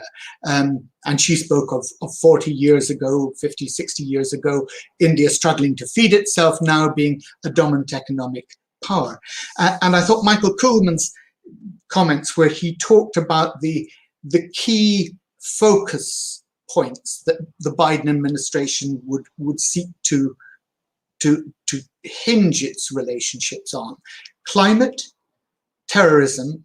Again, he didn't use the word biodiversity, but he used the word health. And of course, COVID-19 it's a zoonotic disease. It is absolutely about the relationship between the human species and all the other species on this planet. And these are things which Biden understands. And that took me back to a point that you made at the beginning, Humphrey, because you talked about when you were a young man. Of course, most of us still think you are a young man. But you said when you were a young man and you asked naive and basic and I think you even said stupid questions. But in this, I think no question is stupid. And I think the question that again, I think our presenters slid around, maybe apart from one, was the age of President Biden. He is an old man. We've never had a president of the United States have the freedom of being an old man in office, who may only have one term in office, and therefore has the freedom not to be thinking necessarily about a second term, but about the importance of legacy in this one term. And I wonder how much that will influence President Biden's thinking in this area. Because yes, the relationship with China, the potential areas of conflict with China are huge, but he wants to establish a clear legacy here. And one would hope that with age comes wisdom. And it seems to me that with a Vice President, Kamala Harris, as was said at the beginning, somebody with an Indian background, India is a natural strategic partner for the US. And Viraj spoke about intelligence support from the US, Indian burden sharing on maritime security. Yes, he highlighted those potential points of friction that you spoke about at the beginning. He talked about the challenges that remain in the security relationship. And again, they hinge around the existing cooperation, military cooperation with Russia. And I find it interesting that Teresita Schaffer slightly pushed that to one side and said, look, is a Biden administration, is the Pentagon really going to be that concerned about the deal that was done for air-to-surface missiles? Is that the technology that really is going to worry them? She, it seemed to me, suspected not, and I think I would go with her wisdom on that one. But if we think about the relationship, and I go back to Francis de Souza's point, if we think about China's development of Belt and Road Initiative down through Pakistan, and how strategically important that is for China, but how concerning that is for India, it seems to me that on many levels now, India has very good strategic cause and very good economic cause to be clarifying the extent of its distance from Russia, its need to see America pull away from its previous proximity to Pakistan, Afghanistan involvement, in order to be able to establish what we talked of at the beginning in terms of its own strategic regional primacy and global independence. Preserving democratic norms.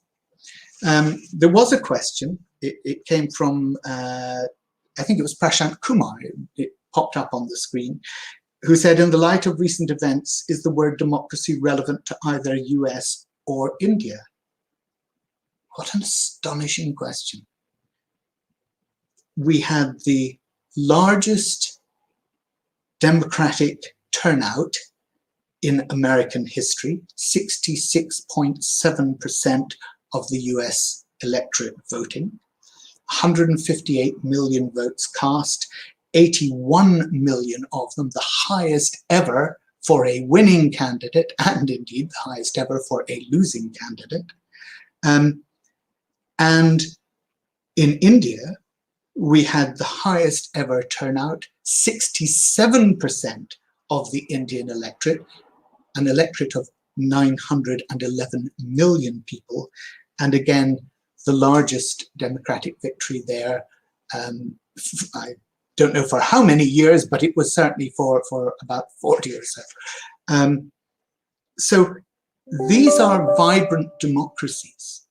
And yes, there are strains within each of them which are bringing tensions of identity. Nationalism, Hindu nationalism, and the way in which India is dealing with its own secular constitution. And in the US, the way in which we have an incredibly polarized electorate, again, largely, I would say, on issues of identity. So democracy is alive and well, but it is fragmented. And it's the fragmentation of pluralism, it's the fragmentation of identity. But if one presidency, Biden, seeks to ensure that he has a legacy that will last, then surely it must be in boosting the stability of the Pacific region by increasing economic cooperation with India and ensuring that here we have a new head of the WTO, the first time that that head has come from a Black African woman, fantastic, and ensuring that the norms that we have said should be governing the world in a rules-based order. Perhaps the wisdom of an older President Biden may be able to establish that by creating a strong strategic partnership with India.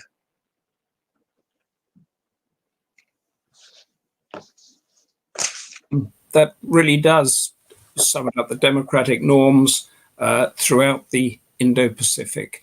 That wraps us up for today. What a fascinating debate. We've got another one next month, so check out the Democracy Forum website. Read Asian Affairs, the sister magazine. And I'd like to thank each and everybody for being here. Lord Charles Bruce for laying out the canvas, Aaditya Dave, Matthew Henderson, Viraj Solanki, Michael Kugelman of the Woodrow Wilson Center, and Teresita Schaffer from McLarty Associates, who sent in a message at the last one. She said she wanted to give a short answer to the digital networks question. She said digital networks matter, but geography always will. We're talking about the geography of the Indo-Pacific and the future of the Indo-Pacific. Thank you for joining us. See you next time. Thank you from the Democracy Forum, from Asian Affairs, and thank you all for being with us.